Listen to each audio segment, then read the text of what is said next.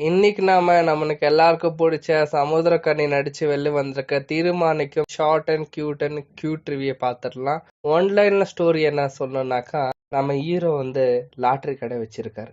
அவருக்கோ ரொம்ப ப்ராப்ளம். ஏன்னா ஒய்ஃப் போலீஸார்கிட்ட கடன் வாங்கி வச்சிருக்காரு. 2 பொட்ட புள்ள இருக்கு. எல்லாத்துக்கும் லைஃப் செட்டில் பண்ணும். கடை வேற காலி பண்ண சொல்றாரு. இந்த மாதிரி நேரத்துலதான் பாரதி ராஜ் அவங்க ஒரு லாட்டரி வாங்கலான்னு வர்றாரு. பட் அந்த லாட்டரி கூட காசு அவங்க கொடுக்க முடியல. ஸோ இதனால உங்களுக்குன்னு லாட்டரி நான் எடுத்து வச்சிருக்கேன், இந்த வாங்கிக்கணும், இல்ல பண்ணி எடுத்து வச்சுக்கோ, நான் காசு கொடுத்து வாங்கிக்கிறேன்னு சொல்றாரு. அந்த லாட்டரிக்கு 1 கோடி காசு அடிக்கிறீங்க.